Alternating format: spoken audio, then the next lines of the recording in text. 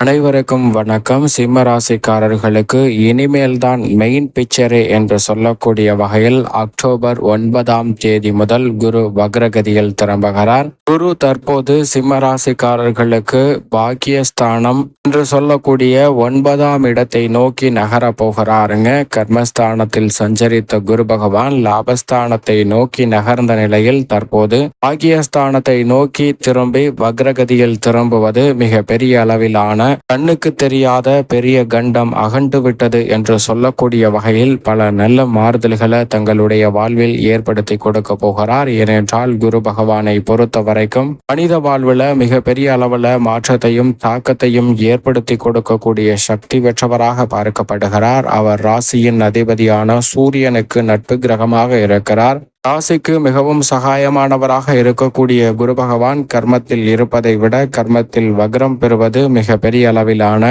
நல்ல வாய்ப்புகளை நிறைவாக கொடுக்கக்கூடிய ஒரு சிறந்த அமைப்பாக பார்க்கப்படுகிறது. இந்த வேளையில் கண்டச்சனியாக இருக்கக்கூடிய சனி பகவானும் வக்ரம் பெற்றிருப்பது பல வகையில ஏற்படக்கூடிய சிரமங்களை விளக்குகிறது. இது மட்டுமல்லாது சிம்ம ராசிக்காரர்களுக்கு 5 மற்றும் 8ஆம் இடத்தின் அதிபதியாக இருக்கிறார். பூர்வ புண்ணிய ஸ்தானத்தின் அதிபதியாகவும் அஷ்டமாதிபதியாகவும் இருக்கக்கூடிய குரு பகவான் கர்மஸ்தானத்தில் தொழில் ஸ்தானத்தில் வக்ரம் பெறுவதால் இந்த தருணத்துல இனிமேல் தான் மெயின் பிக்சரை என்று சொல்லக்கூடிய வகையில் பல நல்ல வாய்ப்புகள் உங்களுக்கு நிறைவாக கிடைக்கும். அதோடு மட்டுமல்லாது குரு பார்க்கின் கோடி நன்மை என்று சொல்லக்கூடிய வகையில் குருவின் சுப பார்வை 2, 4, 6 ஆகிய இடங்களை வலு சேர்க்கிறது. குரு பகவானுடைய சுப பார்வையால் தனஸ்தானம் சுகஸ்தானம் மற்றும் ரூணரோக சத்ருஸ்தானம் வலுப்பெறுவதால் பல்வேறு வகையான பொருளாதார ரீதியான சிக்கல்கள் பெரிய அளவில் கட்டுக்குள் வரும். சிம்மராசிக்காரர்கள் சந்திக்கக்கூடிய நிதி சார்ந்த நெருக்கடிகள் விலகும். மறைமுக சூழ்ச்சிகள் இந்த தருணத்தில் முறியடிக்கப்படும். சுப நிகழ்வுகள் எதிர்பார்ப்பதை விட இனிமேல் தான் மெயின் பிக்சரே என்று சொல்லக்கூடிய வகையில் சிறப்பாக கைகூடுவதற்கான யோகம் பிப்ரவரி மாதம் வரைக்குமே உண்டு என்பதை வக்ரம் பெறக்கூடிய குரு பகவான் உறுதிப்படுத்துகிறார். அது மட்டுமல்லாது குரு பார்க்கின் கோடி நன்மை என்பார்கள். அப்படிப்பட்ட குருவின் சுப பார்வை பெரும்பாலும் தொழில் மற்றும் வருமான ரீதியான இடங்களை வலுப்படுத்துகிறார் வக்ரம் பெற்ற நிலையில். எனவே பல வகையில கண்ணுக்கு தெரியாத பெரிய கண்டங்கள் அகன்று நல்ல மாற்றத்தை சந்திப்பதற்கான முதன்மையான யோகம் உங்களை தேடி வருகிறது. உதாரணமாக நவகிரகங்கள் என்று சொல்லக்கூடிய 9 கிரகங்களுக்கும் இடையே ஒரு போட்டி நடைபெறுகிறது. ஒரு ஜாதகத்தை யார் துல்லியமாக கணக்கிட முடியும் என்ற போட்டியானது நடைபெறுகிறது. அந்த போட்டியில் ஒவ்வொரு கிரகங்களும் தங்களுடைய நிலைப்பாட்டை தெரிவிக்கின்றன. சந்திரன் நான் அமாவாசையின் போது சனிக்கு நிகரான சக்தியை வெளிப்படுத்துவேன், பௌர்ணமி போது குருவிற்கு நிகரான சக்தியை வெளிப்படுத்தக்கூடிய ஆற்றல் பெற்றவனாக இருக்கிறேன், மனித வாழ்வில் விரைவான மாற்றங்களை ஏற்படுத்துவேன், அது மட்டுமல்லாது புதனுக்கு நிகரான அறிவாற்றலையும் வெளிப்படுத்தக்கூடிய ஒரு அற்புதமான அமைப்பில் இருக்கிறேன் என்று சந்திரன் சொல்ல பெருவாரியான கிரகநிலைகள் ஏன் வீண் வாக்குவாதம் என்று தவிர்த்து விடுகின்றன. ஆனால் குரு பகவான் சந்திரனுக்கு ஒரு நல்ல பாடம் கற்பிக்க வேண்டும் என்று ஒரு ஜாதகத்தை அவரிடம் கொடுக்கிறாருங்க. அதை வாங்கி பார்த்த சந்திரன் இந்த குழந்தையானது பிறந்து 1 வருடம் நிறைவடைவதற்குள் ஒரு பாம்பு கடித்து அந்த குழந்தையானது இறந்துவிடும் என துல்லியமாக கணித்து சொல்கிறது சந்திரன்.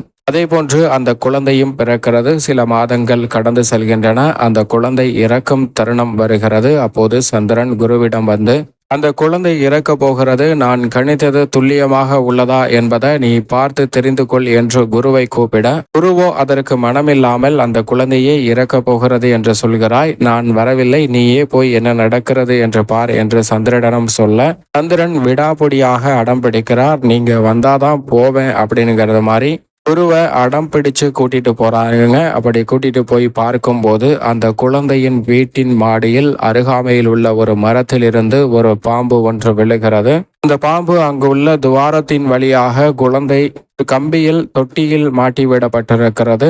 இந்த குழந்தையின் தொட்டியில் அருகாமையில் மேல் பக்க ஓட்டை வழியாக உள்ளே வருகிறது அந்த பாம்பு. அப்படி வந்த பாம்பு அந்த குழந்தை இருக்கும் தொட்டியில் மேல் மாட்டிருக்கும் ஒரு கம்பியில் மாட்டிக்கொள்கிறது. அதன் வால் பகுதி அங்கு மாட்டிக்கொள்ள பாம்பு அங்கும் இங்கும் ஊசலாடுகிறது. அப்போது உறங்கிக் கொண்டிருந்த அந்த குழந்தை விழித்து அந்த பாம்பை பார்க்கும்போது ஏதோ விளையாட்டு பொம்மை விளையாடுவது போல் இருப்பதால் சிரிக்கிறது.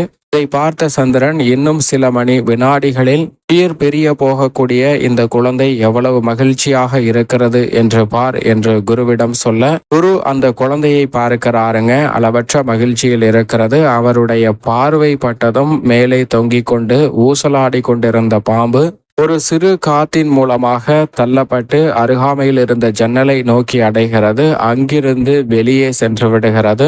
இதை பார்த்த சந்திரனுக்கு பேரதிர்ச்சி. நான் கணித்தது எப்படி தவறாக முடிந்தது என்று புரிந்து கொள்ள முடியாமல் மீண்டும் அந்த ஜாதகத்தை எடுத்து பார்க்க சனி, ராகு, கேது என அனைத்து சூழ்நிலையும் மிக மோசமாக இருக்கிறது. எப்படி இந்த குழந்தை பிழைத்தது? குருவின் பார்வை கூட இல்லையே, எப்படி இது சாத்தியம் என்று குருவிடம் கேட்க, குருவோ அதற்கு பதில் சொல்கிறார்.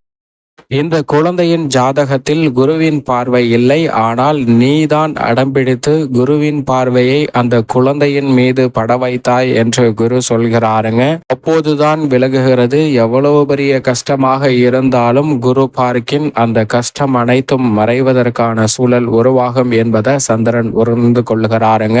இதுபோன்றுதான் சிம்ம ராசிக்காரர்களுடைய வாழ்விலும் பல அதிரடியான சிரமங்கள் வந்தாலும் கூட குரு பகவானுடைய சுப பார்வை படும்போது அவை அனைத்துமே தவிடுபடியாகும். குரு இஸ் ஆல்வேஸ் குரு என்று சொல்லக்கூடிய வகையில் நவகிரகங்களின் தலைவன் என்றும் வானியல் அரசன் என்றும் அழைக்கப்படுகிறாருங்க குரு பகவான். அவர் கொடுக்கக்கூடிய பலங்கள் என்பது மனித வாழ்வையே புரட்டி போடக்கூடிய வகையில் நேர் வழியில் கிடைக்கக்கூடிய ஒன்றாக பார்க்கப்படுகிறது. அதிலும் சிம்ம ராசிக்காரர்களுக்கு மிகவும் சகாயமானவராக இருக்கிறார். எனவே இந்த வேளையில் வக்ரம் பெற்று 9ஆம் இடத்தை நோக்கி நகர்வதால் 9இல் குரு இருந்தால் எப்படி பலன் கிடைக்குமோ அதேபோன்று கர்மஸ்தானம் என்று சொல்லக்கூடிய 10ஆம் இடத்தில் வக்ரம் பெற்றிருக்கக்கூடிய குருவின் அமைப்பால் நிறைவாக பெறுவதற்கான யோகம் கிடைக்கிறது.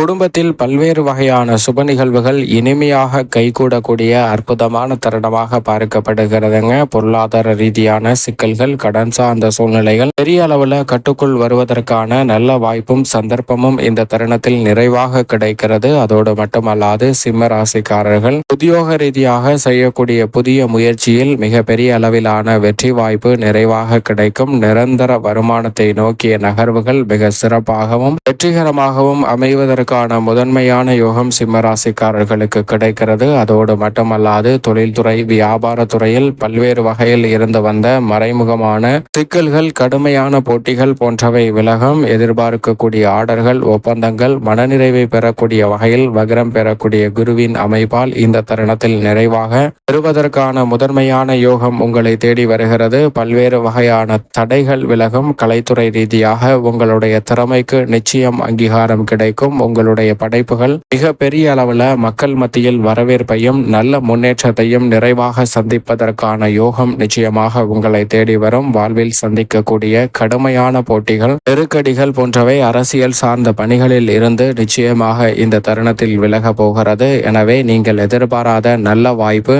மிகவும் பிரகாசமாக இந்த தருணத்தில் சிம்ம ராசிக்காரர்களை நிச்சயமாக தேடி வரப்போகிறது. மாணவ மாணவியரின் கல்வியில் நல்ல முன்னேற்றம் கிடைக்கும். விவசாயம் சார்ந்த பணிகளை சிறப்பாக கையாளுவதற்கான வாய்ப்பை குரு பகவான் உருவாக்கி கொடுக்கிறார். புதிய நிலம், வீடு, வீட்டுமனை, வாகனம், அசையும் அசையா சொத்துக்கள் வாங்கக்கூடிய யோகத்தையும் பல மடங்கு நிறைவாக இந்த தருணத்தில் அள்ளி கொடுக்கிறாருங்க. சிம்ம ராசிக்காரர்களுக்கு, சிம்ம ராசிக்கார பெண்மணிகளுக்கு முதன்மையான யோகம் உண்டு. குரு வக்ரம் பெற்றிருப்பது பெண்மணிகள் நினைக்கக்கூடிய காரியங்கள் அனைத்தும் கனகச்சிதமாக நிறைவேறும். வாழ்வில் இருக்கக்கூடிய படத்தலைகள் விலகி மகிழ்ச்சியும் முன்னேற்றமும் நிறைவாக பெறுவது அதற்கான முதன்மையான யோகம் சிம்ம ராசிக்கார பெண்மணிகளுக்கு உண்டு. மேலும் இந்த தருணத்தை சாதகமாக மாற்றிக்கொள்ள நிச்சயமாக சிம்ம ராசிக்காரர்கள் வாரத்தில் வியாழக்கிழமை விரதமிருந்து அருகாமையில் உள்ள குரு பகவான் சன்னதி சென்று தீபம் ஏற்றி வழிபாடு செய்யுங்கள். வாழ்வில் சந்திக்கக்கூடிய அனைத்து சிரமங்களும் விலகி இனிமேல் தான் மெயின் பிக்சரே என்று சொல்லக்கூடிய வகையில் பல நல்ல வாய்ப்புகள் நிச்சயம் நிறைவாக கிடைக்கும். இந்த குரு வக்ர பயிற்சி காலகட்டத்தில் சிம்ம ராசிக்காரர்களுக்கு